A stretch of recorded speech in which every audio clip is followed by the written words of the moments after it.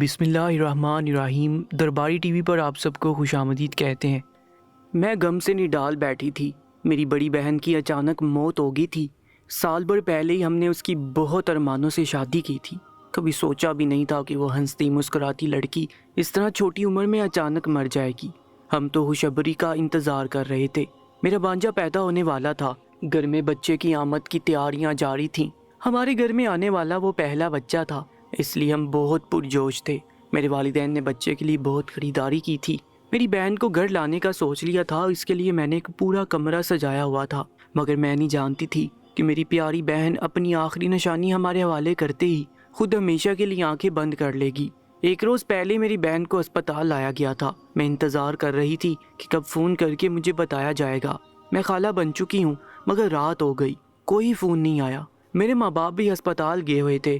میں گھر پر اکیلی تھی، گھبرانے لگی۔ میری ماں نے جاتے ہوئے مجھے خبردار کیا تھا کہ بار بار فون کر کے ہمیں تنگ مت کرنا، اس لیے میں خاموشی اور صبر سے انتظار کر رہی تھی۔ تب رات کے 10 بجے اچانک میرے والد کا فون آیا۔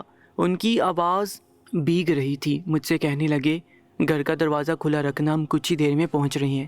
تمہاری بہن انتقال کر گئی، ہم اس کی میت گھر لا رہے ہیں۔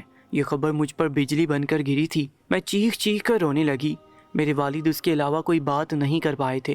کال کاٹ دی۔ میں تڑپ کر رونے لگی۔ گھر میں اچانک شور مچ گیا تھا۔ ارد گرد محلے والے بھی متوجہ ہونے لگے۔ ہمارے گھر میں بہن کے آنے کی تیاریاں تو پہلے ہی ہو رہی تھیں، کیونکہ میری بہنوئی کی والدہ حیات نہ تھیں۔ ان کے والد اور بھائی دوسرے شہر میں رہتے تھے۔ ہمیں یہی فکر تھی کہ میری بہن اکیلی بچے کو سنبھال نہیں پائے گی، تو اسے ایک ماں کے لیے اپنے گھر لے آئیں گے۔ بہنوئی بھی مان گیا تھا، مگر آج وقت آیا تو میری بہن کا جنازہ گھر آیا تھا۔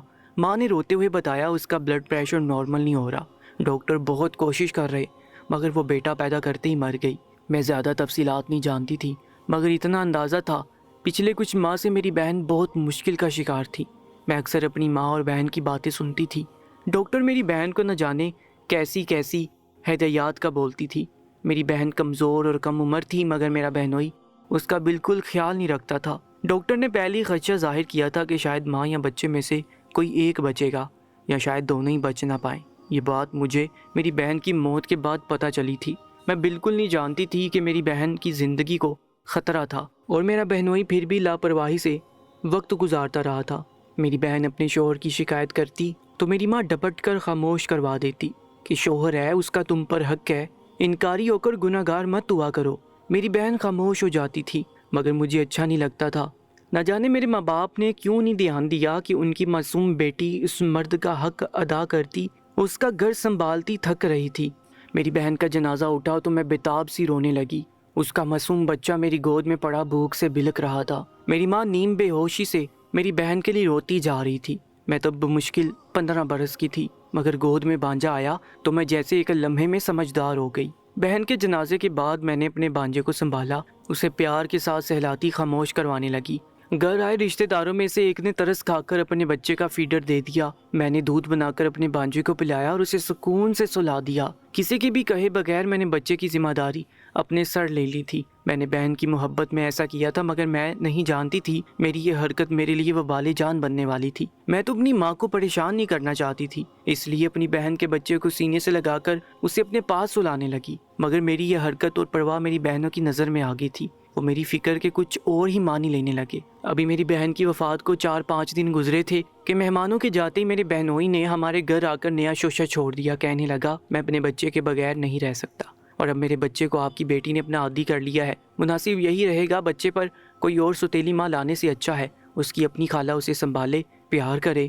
اس کے لیے اپنی چھوٹی بیٹی کا نکاح مجھ سے کروا دو۔ میرے والد تو یہ سن کر گھبرا گئے۔ میرے بہنوئی سے تو میری بڑی بہن بھی بہت چھوٹی تھی، وہ 18 برس کی تھی، اور میرا بہنوئی 40 برس کا صحت مند مرد تھا۔ میں تو پھر ابھی 15 برس کی ایک معصوم سی لڑکی تھی۔ میرے ماں باپ نے میری بہنوئی کو مناسب الفاظ میں انکار کر دیا۔ میری ماں نے کہا، بچہ جب تک سمجھدار نہیں ہو جاتا اسے ہمارے پاس رہنے دو، ہم سنبھال کر بڑا کر لیں گے، تم چاہو تو دوسری شادی کروا لو اور اپنا گھر بسا لو۔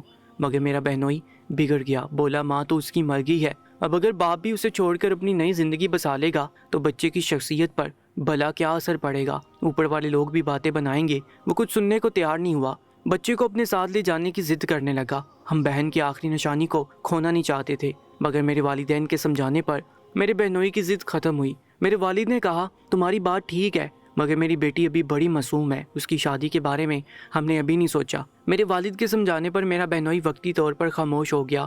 میں پہلی اپنی کم عمر بہن کی اس 40 سالہ مرد کے ساتھ شادی کرنے پر نالا رہتی تھی۔ مجھے وہ مرد اپنی بہن کے قابل نہیں لگتا تھا۔ اس شخص کی وجہ سے میری بہن نے ماں بننے کے دوران نہ جانے کتنی مشکلات کا سامنا کیا تھا۔ ڈاکٹر کی بتائی تمام ہدایات کو وہ بیچاری خاموشی سے سنتی اور دل میں دبا جاتی تھی، کیونکہ میرے بہنوئی کو صرف اپنی خوشی اور تسکین عزیز تھی۔ گھر کا پورا کام بھی کرواتا اور اپنا حق بھی وصول کرتا۔ اس نے کبھی میری بہن کو ذہنی اور جسمانی سکون نہیں پہنچایا تھا۔ ہم کسی کی موت کا الزام دوسرے انسان کو نہیں دے سکتے، کیونکہ موت برحق ہے۔ میری بہن نے بھی اپنی زندگی پوری کر کے مرنا ہی تھا، مگر مجھے یہ قلق تھا کہ کاش وہ سکون کی موت مرتی، اتنی مشکلات نہ اٹھاتی۔ میں وہ باتیں نہیں بھلا پائی تھی۔ اس پر میرے بہنوئی کا مطالبہ مجھے خوف میں مبتلا کر گیا، مگر میرے والدین نے صفائی سے انکار کر دیا تو میرا بہنوئی مجبوراً خاموش ہو گیا۔ کہنے لگا ٹھیک ہے، کچھ عرصہ تم لوگ بچے کو سنبھالو، میں ملنے آتا رہوں گا۔ میرے والدین خوش ہو گئے۔ اس سے کہہ دیا کہ وہ جب چاہے اپنے بیٹے سے ملنے آ سکتا ہے، مگر میں بہت بے چین رہنے لگی تھی۔ مجھے خوف تھا کہ میرا بہنوئی بچے کے بہانے ہر وقت ہمارے سر پر سوار رہے گا، اور میرا خوف بالکل سچ ثابت ہوا تھا۔ چند دنوں میں ہی میرے بہنوئی کی حرکتوں نے میرا دماغ گھما کر رکھ دیا۔ میرے والدین کو تو میرے بہنوئی کے آنے جانے پر کوئی اعتراض نہیں ہوتا تھا، مگر میرا بہنوئی جب گھر آتا وہ سیدھا میرے پاس پہنچ جاتا۔ میں بچے کو سنبھال رہی ہوتی یا گود میں سلا رہی ہوتی تھی، اپنے کمرے میں سکون سے بیٹھی ہوتی تھی، مگر میرا بہنوئی میرے پاس جم کر بیٹھ جاتا۔ میں پریشان ہو جاتی۔ وہ بچے کو پیار کرنے کے بہانے میرے قریب ہوتا تو مجھے اچھا نہیں لگتا تھا۔ جب تک میری بہن زندہ تھی میں نے اپنے بہنوئی کو کبھی ایسی حرکت کرتے نہیں دیکھا تھا، نہ ہی میری بہنوں نے کبھی مجھے تنگ کیا تھا، مگر میری بہن کی موت کے بعد تو میرے بہنوئی کے مزاج بالکل بدل چکے تھے۔ بچے کو اٹھانے کی کوشش کرتا تو بچہ رو پڑتا۔ باپ کا عادی نہیں تھا، اس کے لمس کو پہچانتا نہیں تھا۔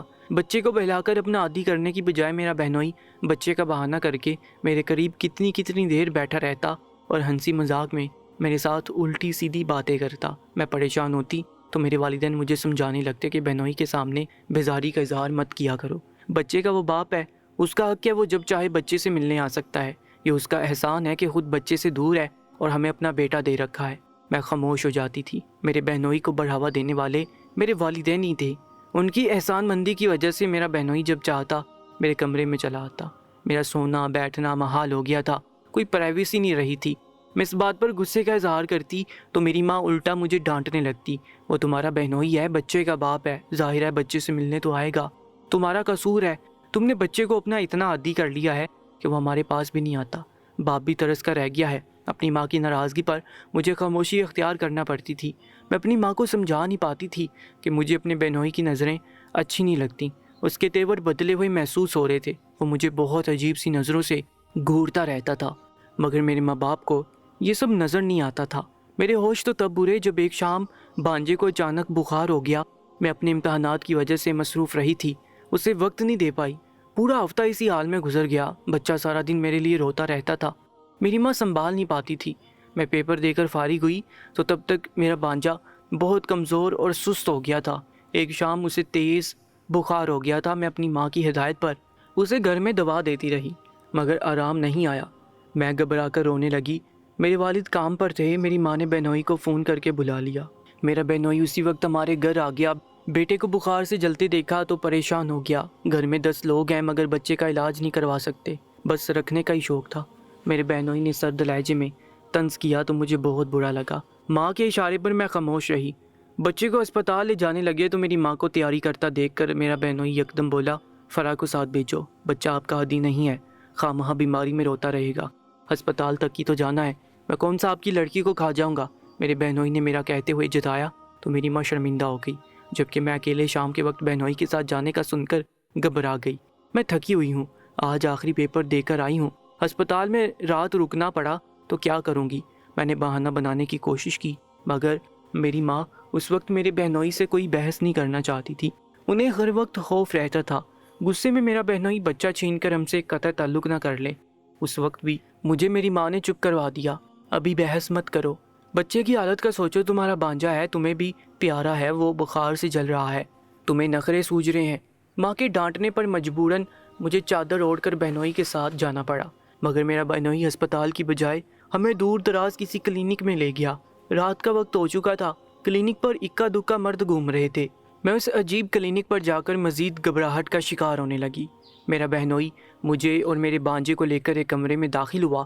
وہاں ایک تھکا ہوا سا ڈاکٹر بیٹھا تھا۔ میرے بہنوئی کو دیکھ کر وہ ڈاکٹر پرجوش سا اٹھ کر کھڑا ہوا۔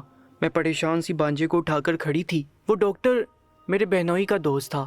دونوں آہستگی سے جانے کیا بات کر رہے تھے۔ ڈاکٹر نے تھوڑی دیر بعد مجھے دیکھا تو عجیب سے انداز میں مسکرایا اور بیٹھنے کا کہا۔ میں بھی ایک سٹول پر بیٹھ گئی اور ڈاکٹر کو بانجے کی حالت بتانے لگی۔ بچے کو توجہ کی اشد ضرورت ہے، حساس بچہ ہے، اس لیے بے توجہی کا شکار ہو کر بیمار ہو رہا ہے۔ ڈاکٹر سنجیدگی سے بول رہا تھا۔ میں سر جھکا کر بیٹھی رہی۔ اس جگہ کا ماحول مجھے گھبراہٹ میں مبتلا کر رہا تھا۔ ڈاکٹر بچے کی بیماری کا بہانہ کر کے عجیب سی باتیں کرنے لگا۔ بچے کو ماں اور باپ کی ضرورت ہے، ایک مکمل گھر اور ماحول ملنے پر ہی بچے ٹھیک رہتے ہیں، ورنہ شخصیت میں بگاڑ پیدا ہوتے ہیں، وغیرہ وغیرہ۔ میں کم عمر اور ناسمجھ تھی، بانجے سے محبت بھی بہت تھی۔ ڈاکٹر کی الٹی سیدھی باتیں سن کر پریشان ہوگی، نہیں جانتی تھی ڈاکٹر صرف مجھے الجھا رہا ہے، عام سے بخار کو بڑھا چڑھا کر پیش کر رہا تھا۔ میں سوچ میں مبتلا ہوگی۔ ڈاکٹر نے میرے بانجے کو ڈرپ لگا دی، کہا ڈرپ پوری ہوگی تو بچہ بھی بہتر ہو جائے گا۔ میں خالی کمرے میں بیٹھ گئی۔ بہنوئی پاس آ کر بیٹھ گیا۔ میرے بچے کو کچھ ہوا تو تم سب گھر والوں کو معاف نہیں کروں گا۔ میرے بچے پر قابض ہو کر بیٹھ گئے ہو۔ میرا بہنوئی مجھے باتیں سنانے لگا۔ میں بوکھلا گئی۔ بچے تو بیمار ہوتے ہی رہتے ہیں۔ میرا بہنوئی اتنی سی بات کو اتنا سر پر سوار کر گیا تھا۔ طنز سے کہنے لگا، میں نے نکاح کرنے کا کہا تو انکار کر دیا۔ اب بیٹی آدھی رات کو میرے ساتھ ڈاکٹر کے پاس آئی ہے تو فکر نہیں ہے۔ اپنے بہنوئی کے اس جملے پر میں شرم سے گنگ ہو گئی۔ اس روز میں بری طرح پھنس گئی تھی۔ رات کے 12 بجے تک ہم کلینک میں بیٹھے رہے اور میرا بہنوئی سارا وقت مجھے باتیں سناتا رہا، بار بار نکاح کی بات کرنے لگا۔ میں گھر آئی تو کمرے میں بند ہو گئی، بری طرح الجھ گئی تھی۔ بہنوئی کو برداشت کرنا اب مشکل ہو رہا تھا۔ اس روز کے بعد بھی بہنوئی آتا تو مجھے اکیلا دیکھتی میرے سر پر سوار ہو جاتا، الٹی سیدھی باتیں کرتا، شادی کی ضد کرنے لگا۔ میں اپنی ماں کو بتاتی تو وہ یقین نہیں کرتی تھی، کہتی سمجھدار سلجھا ہوا مرد ہے، اسے کیا ضرورت تم پر بری نظر رکھے گا، تمہارا دماغ خراب ہو گیا ہے جب سے بانجے کو گود میں لیا ہے۔ بہنوئی پر الٹی سیدھی باتیں کرنے لگی ہو۔ میری ماں مجھ پر غصہ کرنے لگی۔ میں خاموش ہو گئی، مگر کچھ روز بعد ہی میری ماں باپ کو جھٹکا لگا جب میرا بہنوئی اچانک ایک روز گھر آیا۔ کہنے لگا، میں اپنے بیٹے کو گھر لے جانا چاہتا ہوں۔ ہم بچے کے عادی ہو چکے تھے، پریشان ہو گئے کہ وہ کیسے بچے کو سنبھالے گا۔ کہنے لگا، میرے ابا گھر آئے ہوئے ہیں، اپنے پوتے سے ملنا چاہتے ہیں، ویسے بھی میں اب گھر بسانا چاہتا ہوں، بیٹے کو اپنے پاس رکھنا چاہتا ہوں۔ ہمیں خاموش ہونا پڑا۔ وہ باپ تھا، اس کا بچے پر زیادہ حق تھا، اسے بچہ لے جانے دیا، مگر پیچھے ہمیں ہر وقت فکر رہنے لگی۔ 2-3 دن انتظار کرتے رہے کہ کب بہنوئی میرے بانجے کو واپس لائے گا، مگر بہنوئی روزانہ ٹالتا رہا۔ ایک روز میرے ماں باپ بچے سے ملنے آئے، اچانک بہنوئی کے گھر پہنچ گئے۔ وہاں جا کر ان کے ہوش اڑ گئے۔ میرا بہنوئی مزے سے فون پر لگا ہوا تھا اور بچہ بیمار پڑا رو رہا تھا۔ میرے ماں باپ کا دل بیٹھ گیا۔ بہنوئی ڈٹائی سے بولا، اب بچہ ساری عمر نانا نانی کے پاس نہیں رہ سکتا، میں باپ ہوں، میرے پاس رہے گا، ایک روز میرے گھر کے ماحول کا عادی ہو جائے گا۔ وہ جان بوجھ کر ایسا کر رہا تھا۔ میرے ماں باپ پریشان ہو کے، مرحوم بیٹی کا بچہ تھا، اسے لاوارث نہیں چھوڑ سکتے تھے۔ میں انتظار کر رہی تھی کہ میرے والدین گھر لوٹیں گے تو بانجا بھی ساتھ ہوگا، مگر وہ آئے تو بالکل چپ چپ تھے۔ میں بانجے کا پوچھتی رہی، میری ماں سنجیدگی سے بولی، اب وہ باپ کے گھر رہے گا۔ میں اداس ہو گئی۔ رات کو باتوں باتوں میں میری امی نے جو بات بتائی اس پر مجھے جھٹکا لگا، خوف سے اچھل کر رہ گئی۔ میری ماں بتانے لگی کہ وہ میرا نکاح میرے بہنوئی سے طے کر آئے ہیں، اسی ہفتے سادگی سے میرا نکاح تھا، میں نہیں کر سکتی یہ نکاح، مجھے اس انسان سے ڈر لگتا ہے، وہ تو میری بہن کے ہی قابل نہیں تھا، اب مجھے بھی اس کے حوالے کر رہے ہیں۔ میں رونے لگی۔ میری باتوں پر میری ماں ناراض ہونے لگی۔ اچھا خاصا مرد ہے، اچھا کماتا ہے، اچھا گھر ہے، تمہاری بہن کو کبھی کسی چیز کی کمی نہیں ہوئی۔ کہنے لگی، بس عمر بڑی ہے، اس میں بھی کوئی عیب نہیں، اسلام میں عمر کی کوئی قید نہیں ہے۔ میرے سامنے بہنوئی کی اندیکھی اچھائیاں بیان کرنے لگی۔ میرا رونا دھونا، انکار کرنا سب بیکار کیا۔ میرے والد ایک روز اداسی سے کہنے لگے، ہم بھی ایسا نہیں چاہتے تھے، مگر اپنے بچے کی خاطر یہ فیصلہ کیا ہے، تم انکار کرو گی تو بچہ کھو دیں گے، ہمارا خون ہے، اس کی یہ حالت نہیں دیکھ سکتے۔ تم نے نہیں دیکھا وہ کیسے اپنے گھر میں لاوارثوں کی طرح اکیلا پڑا رو رہا تھا۔ مجھ سے کہنے لگے، کوئی اور عورت اس گھر میں آ گئی تو جانے بچے کا کیا حال کرے، اپنے بانجے کی خاطر مان جاؤ۔ میں وہ سب سن کر سر جھکا گئی۔ دل بری طرح ڈرا ہوا تھا۔ عمر کا فرق بھی بہت بڑا تھا، مگر اس کے علاوہ مجھے اپنے بہنوئی کی حرکات بری لگتی تھیں۔ مجھے وہ خود غرض انسان لگتا تھا، مگر میں بھی بانجے کے لیے چپ ہو گئی۔ نکاح کے فیصلے سے میرا بہنوئی بہت خوش ہوا۔ نکاح کے بعد مجھے اپنے گھر لے گیا تو میں خوف سے بری طرح کانپ رہی تھی۔ میرا بھانجا میرے سینے سے لگا سکون سے سو رہا تھا۔ بچے کو دیکھتی تھی تو دل میں اطمینان اترتا تھا کہ اب اسے مجھ سے کوئی نہیں چھین سکے گا اور میں اسے اچھی زندگی دوں گی۔ مگر بہنوئی کا خیال آتا تو خوف سے دل بند ہونے لگتا۔ مجھے لگا پہلی رات میرا شوہر کمرے میں نہیں آئے گا، کیونکہ میں بانجے کو سنبھال رہی تھی۔ اس کی طبیعت ٹھیک نہیں تھی، مگر میری غلط فہمی اگلے لمحے ختم ہو گئی جب میرا شوہر اچانک کمرے میں آیا تو مجھے دیکھ کر مسکرانے لگا۔ اس کی آنکھوں میں عجیب سی چمک تھی، جیسے کسی جنگ میں فتح حاصل ہوئی ہو۔ میں سہم گئی تھی۔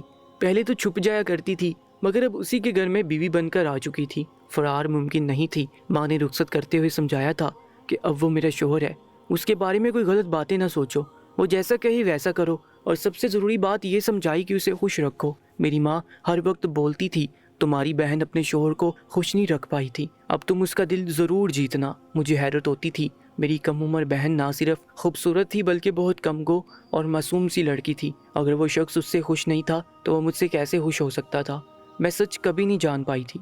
میں سوچوں میں گم بیٹھی تھی جب میرا شوہر میرے پاس آتے ہوئے کہنے لگا بچہ سو چکا ہے، اسے اب بستر سر پر سلا دو۔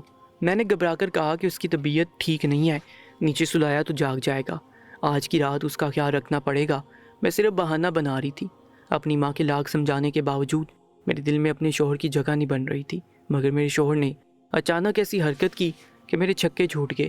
اس نے سوتے ہوئے بچے کو چھین کر بستر پر سلایا اور عجیب سے لہجے میں بولا، پچھلے 3 ماہ سے تمہارے نخرے دیکھ رہا ہوں، تمہارے گھر والوں نے چالاکی کرنے کی بہت کوشش کی، بچہ بھی اپنے پاس رکھ لیا، بیٹی دینے کو بھی تیار نہیں ہوئے۔ جب تک پہلی بیٹی زندہ تھی مجھے استعمال کرتے رہے، اب کنارہ کرنے کی کوشش کر رہے تھے، مگر میں نے پہلے دن سوچ لیا تھا کہ تمہیں اپنے گھر ہی لاؤں گا۔